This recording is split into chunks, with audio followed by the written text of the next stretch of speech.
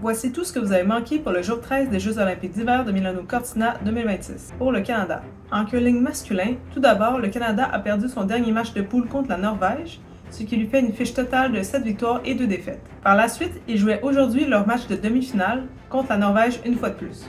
Le match a été très serré et a demandé une prolongation parce que le score était de 4-4 au 10e bout. Et le Canada a réussi à remporter la victoire 5-4. Ils joueront la finale ce samedi prochain contre la Grande-Bretagne qu'ils ont déjà battu 9-5 dans leur poule. Ensuite, en curling féminin, le Canada a remporté son dernier match de poule contre la Corée du Sud, ce qui lui permet de se qualifier pour la ronde des médailles avec 6 victoires et 3 défaites. Elles joueront leur match de demi-finale ce vendredi contre la Suède, qu'elles ont déjà battu 8-6.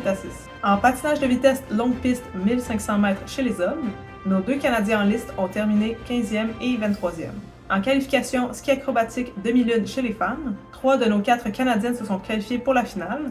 La meilleure de celle-ci, Casey Sharp, s'est classée au 3e rang, mais elle a été évacuée en civière après une lourde chute pendant sa deuxième descente, mais elle était au moins consciente lorsqu'elle a quitté. Alors, on ne sait toujours pas si elle pourra participer à la finale de ce samedi. Maintenant, en hockey féminin, c'était la grande finale aujourd'hui du classique Canada versus États-Unis, et les Canadiennes ne partaient pas favorites car elles ont perdu 5-0 contre les Américaines dans le pool.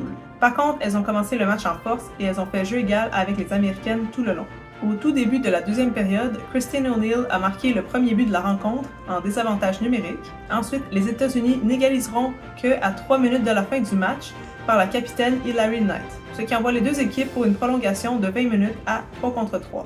Il n'aura fallu que de 4 minutes pour marquer le but de la victoire par l'Américaine Megan Kaylor, qui a pris avantage d'un mauvais changement au banc des joueuses et que la rondelle a glissé entre le bras et la jambe de notre gardienne de but, Anne-Renée Desbiens.